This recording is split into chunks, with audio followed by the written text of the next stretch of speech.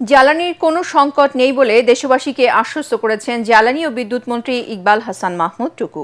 ত্রয়োদশ জাতীয় সংসদের প্রথম অধিবেশনে জ্বালানি সংকট প্রসঙ্গে তিনি বলেন, অতিরিক্ত মজুদ প্রবণতায় কৃত্রিম সংকট সৃষ্টি করেছে।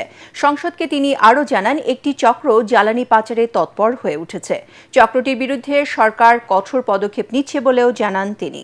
মন্ত্রী বলেন, সম্ভাব্য চাহিদার চেয়ে বেশি তেল সরবরাহের প্রস্তুতি সরকারের রয়েছে। এ সময় পররাষ্ট্র প্রতিমন্ত্রী শামা ওবায়েদ সংসদকে জানান, কূটনৈতিক যোগাযোগের মধ্য দিয়ে মধ্যপ্রাচ্য ছাড়াও অন্যান্য দেশ থেকে তেল সংগ্রহের চেষ্টা করছে সরকার।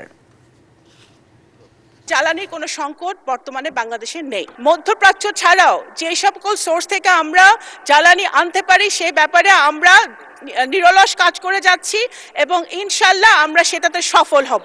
সরকার আগাম প্রস্তুতি, ধারাবাহিক আমদানি ও কার্যকর ব্যবস্থাপনার মাধ্যমে সরবরাহ ব্যবস্থাকে দৃঢ়ভাবে অব্যাহত রেখেছে। সরকার সম্ভাব্য চাহিদার চেয়েও বেশি প্রস্তুতি নিয়ে রেখেছে, যাতে বাজারে কোনো ধরনের সংকট বা কৃত্রিম চাপ সৃষ্টি না হয়। কিছু সংখ্যক অসৎ ব্যবসায়ী ও কিছু কুচক্রী মহল জ্বালানি তেল পাচারে জড়িত রয়েছে।